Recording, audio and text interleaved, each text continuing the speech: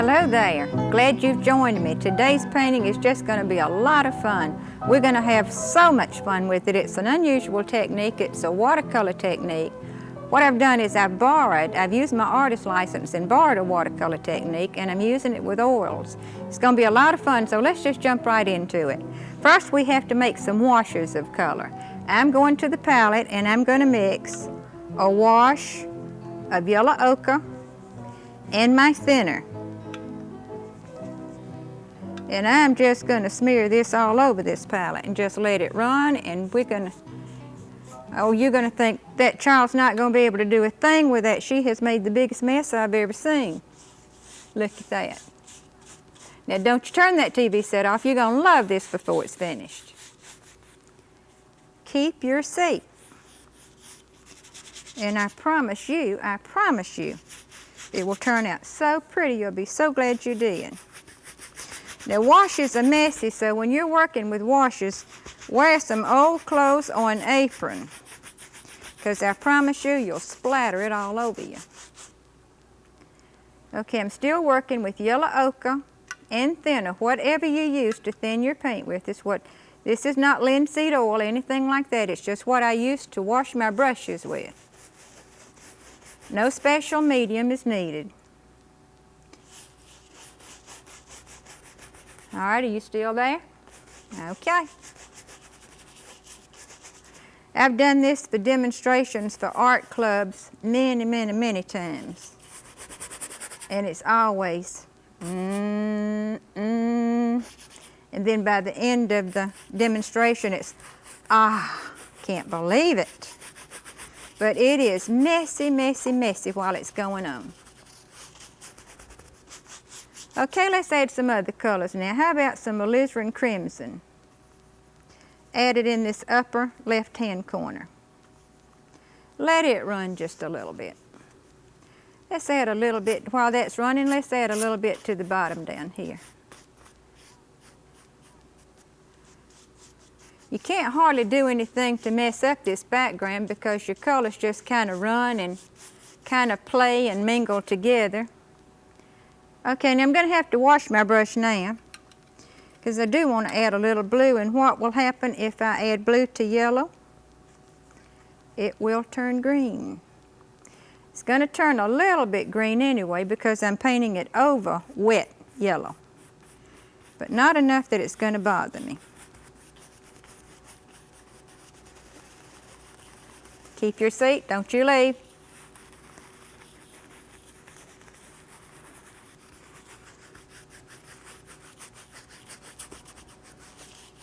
Now to me, this right by itself is beautiful, the way those colors are just working together. If I didn't do another thing to it, I would be tickled to death with these colors, the way they're working together. I think I'm going to put on my glasses now because I'm getting down to some serious business now. Viridian green and Payne's gray. I'm going to ease, wipe a little bit of that off. Add a little blue up in there. I'm going to ease right around these roses. Going to have a big rose here, a rose hanging down here, and a smaller one to the side. And I'm going to ease right around these roses, and you're going to be able to see the shapes of them now. This is Viridian green and what? Payne's gray, that's right. You don't have to be so persnickety with this either because we have other colors that we're going to add to this, on top of this, highlight this. We're just going to have a good time with this painting. Let's add a little bit back in here so you can actually see the shape of the roses. Now you do not want to outline the entire rose, would you? Wouldn't that be monotonous? You want to keep your painting off balance, even in a floral, off balance at all times. Try to avoid symmetrical looks. Now this is alizarin in Viridian. Look at that, isn't that beautiful? Take it right on out into your open area. And by the way, for this I'm using a crooker. You see my little brush? I call it my little crooker.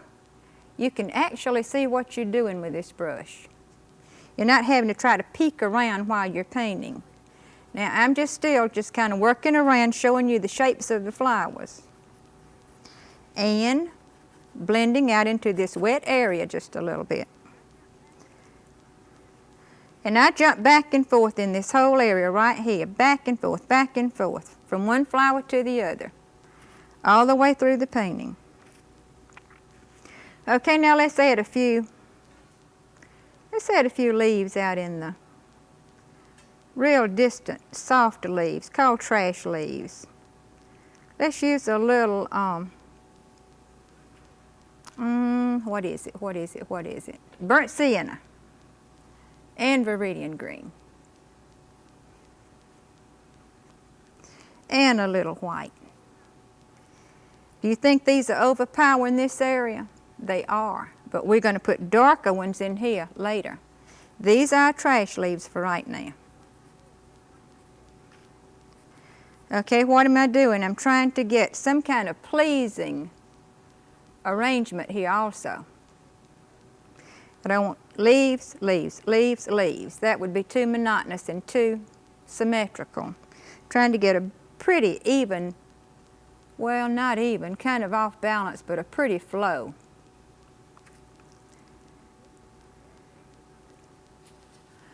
Now these are not real leaves. You can look at them and tell, but they do. It's a suggestion of leaves. Now when the viewer looks at this painting, he is actually going to see leaves where I've just put a couple of brush strokes to suggest leaves. Why would he see leaves there? Because he knows that this is a painting of a rose. And when he sees these shapes, they look like leaves, and lo and behold, he sees leaves, although there are no leaves there. We haven't actually painted in leaves, it's just little blobs of color. While I'm working in that area, I think I'm going to go ahead and add my stems. And now, if you like to cross your stems on your flowers, you do it. But I had a teacher one time that told me don't ever cross a stem. I said, well, I want to cross a stem. So this is my painting and I'm crossing those stems. You want to cross them? You do it. I love to make those leaves. I might just fill up this whole canvas with leaves. Now I don't think I'll do that today. Isn't that just as pretty as it can be? Now we'll work back down in this area in just a few minutes too. We'll work on this whole area again. But right now I'm going to go ahead and lay in the underpainting for the rose. That is a mixture of alizarin crimson, burnt umber, and white.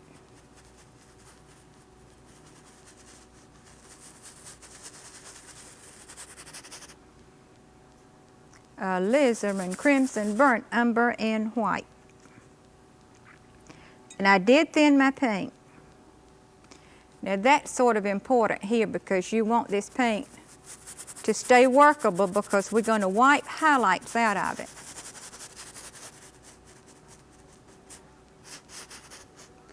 Now by the shape of that blob you can almost see a rose already because why? You've surrounded it with foliage and I've told you it's a rose. So you're going to see a rose there. Okay, notice how often I wash this brush and wipe it. That is so important. Keeping your brush clean. Keep your paper towel or your rag, a towel or whatever you're using in your hand and wipe your brush every stroke or two. Okay, if our light comes from this direction, and we do want it to, the left side of the bowl of our rose is going to be lighter, wouldn't it? What about the inside? Wouldn't it be a little bit darker right here? You know it would. Pat upward into the back petals. Now you just keep in mind, this is your painting, this is your rose, and you can do it any color. Sometimes I do this with, I'm gonna move this closer to me, do this with yellow ochre. And I'm telling you, you have a beautiful sight to behold when you paint the yellow rose this way. Now I'm wiping out the side petals. Now notice again how many times I dip my brush in my thinner and wipe it.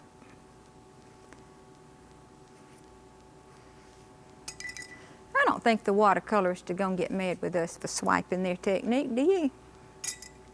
Nah, I don't think so. I work in watercolors too. So if I want to borrow it, that's my business. Now the name of this painting is simply The Rose. That's the only name, that's the only title it needed. I named it after the song The Rose. It's one of my favorite tunes. I love it. And if I could sing, I'd sing it for you while I'm painting. But I can't sing. If I started singing, you might turn that TV set off. Still wiping out petals. What do you want to keep in mind here? When you're wiping out these petals, you do not want to get what? Symmetrical. You want different shapes. You don't want to surround your bowl like a cabbage. Okay, now you can push some of this up into your foliage to get the soft gossamer effect that you do have on roses. The outer petals always pick up a little bit of the background color.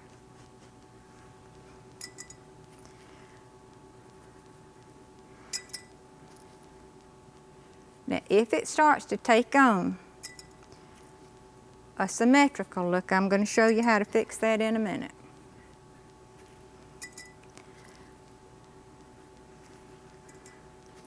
Let's put us a petal here and a highlight here. A highlight there and a highlight here and a highlight there.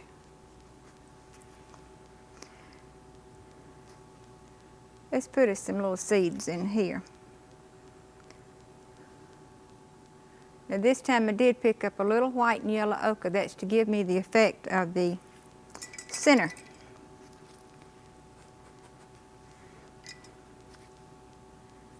Still wiping. Go to a little bit stiffer brush now and pick out a little bit heavier lights this time.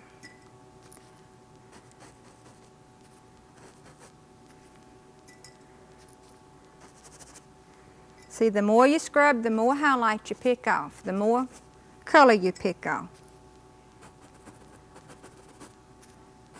The more color you pick off, the softer your rose begins to look.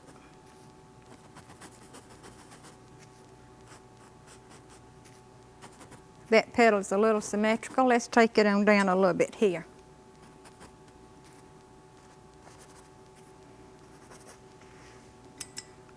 Okay, how about a petal right over here?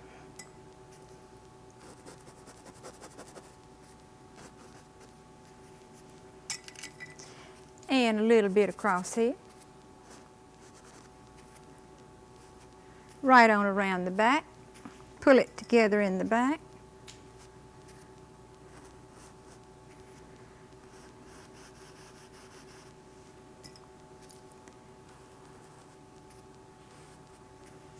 Okay, now we're not finished with that one yet, but I want to go ahead and get the other one underpainted. And you do it the very same way. You pick out your highlights, but this one's upside down. Now if you're painting this at home, you might have an easier time if you turn your canvas upside down. Let's see, we got a smaller one right here too. Let's get them both going at the same time so we can put some foliage and change the shapes a little bit.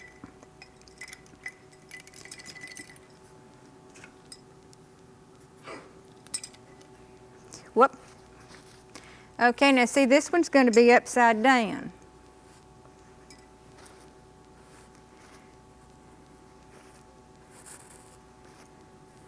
And if I were doing this at home, I would turn my canvas upside down so I could get to it easier. But I can't do that here. So we're just gonna have to bear with me.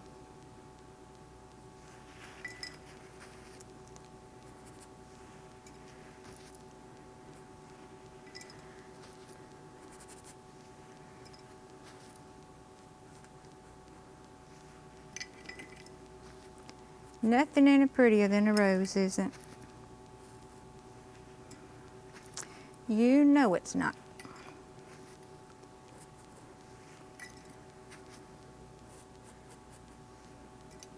Now an easy way for you to do this is to sketch your rose and very lightly and wipe these highlights out because your paint underneath is thin. I may like this one that's hanging over better than the other one. Do declare.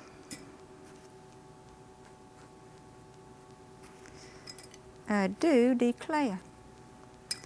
That's what my South Carolina cousin says. I declare, I like that.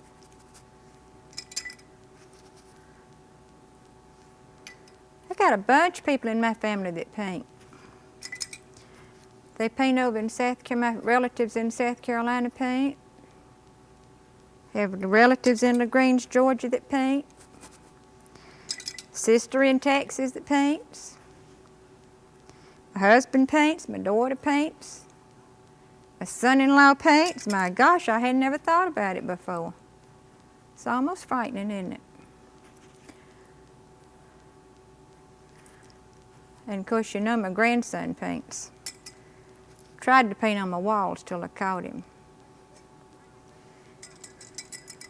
All right, now I'm going to take the mop brush and very gently, now this is dried a little bit, do a little softening up in here.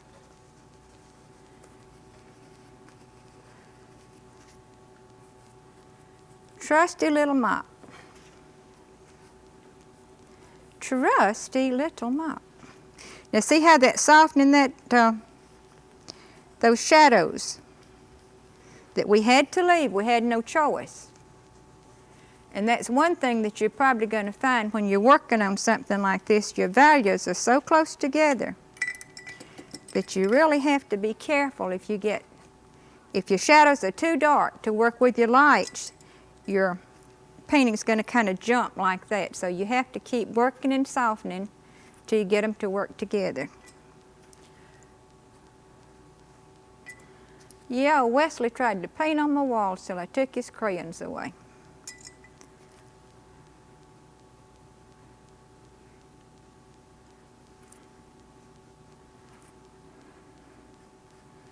Yeah, I forgot my mother does too. She paints too. Mercy. We ought to open up a paint factory. Little bit stiff right there. Soften, soften, soften. If you have a harsh line, soften, soften, soften. Okay, let's take a highlight or two out of this. This is not going to be much over in here. It's just a little rose that's hanging down. Just a little bit of added interest. The less you do to it, the prettier it's going to be.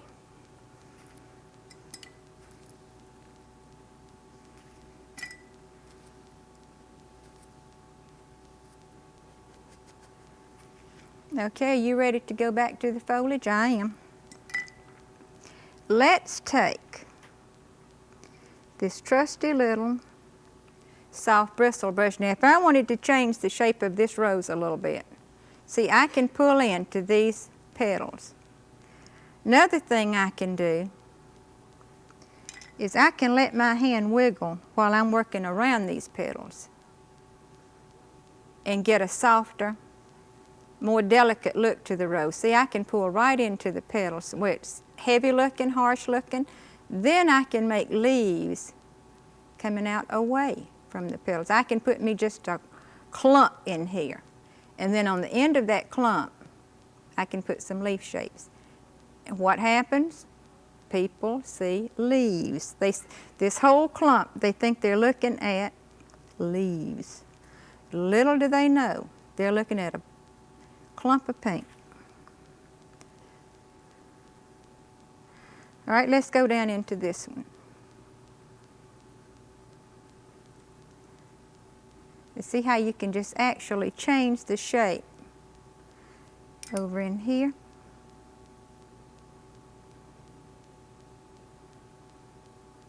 If you leave a little white canvas showing, that looks like a little highlight on your leaf.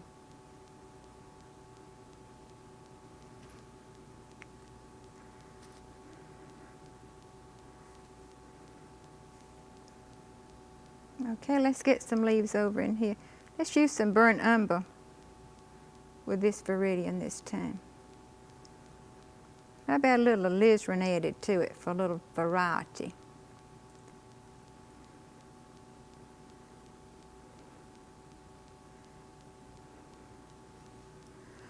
Oh, Norma, that is so beautiful, I can hardly stand it.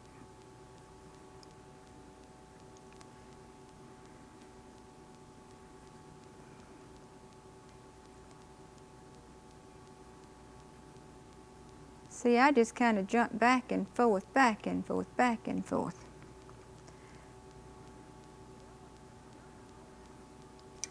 But you don't want to surround your whole flower now with these leaves. You want dark places and light places, darks and lights, nothing too symmetrical. It's flat looking right there. Let's do a little something to it.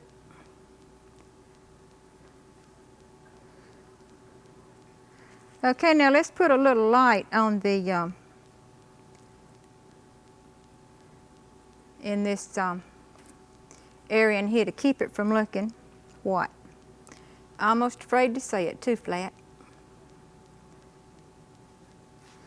Get us some pretty colors going in here now over our clumps.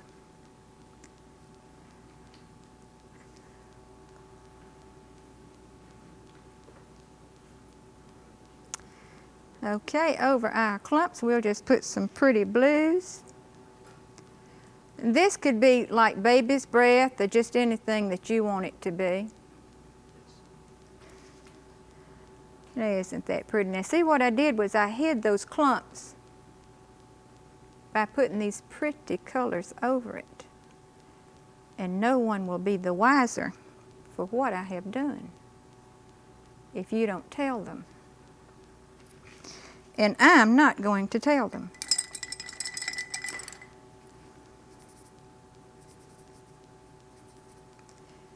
And if you don't, we'll be in business and buddies forever.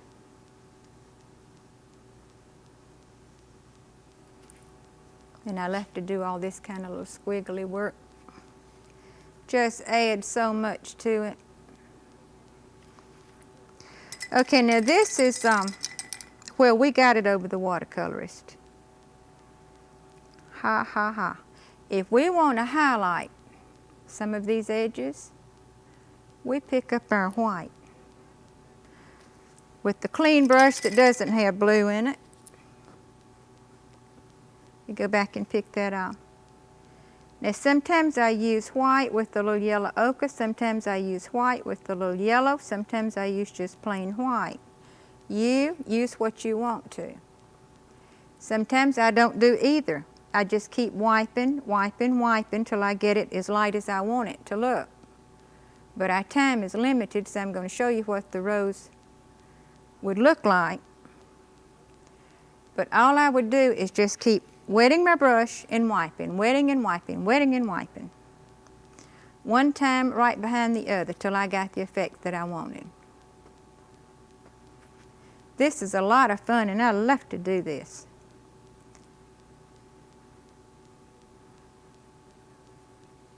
You see, the only highlights that I'm putting on now are ones that I've wiped out. I'm not adding any new ones. And you can see my pencil lines here, so I'm going to cover those up.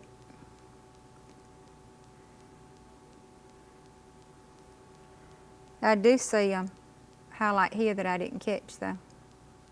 Let's just get it real quickly.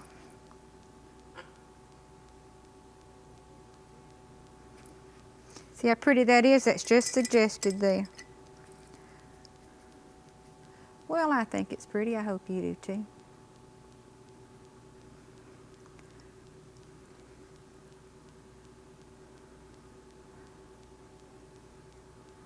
If you have a petal that you think is too long, cut it off. Change the shape of that rose to suit yourself. Well, I'm telling you, down into that petal a little bit. Make it ragged. Okay, now I think I'll still soften a little bit. Well, I tell you what, let's pull this, make this a little bit wider on this side. Don't you think it looked kind of loopy on that side? Sure you do. Just about getting to what we said we weren't going to do, symmetrical.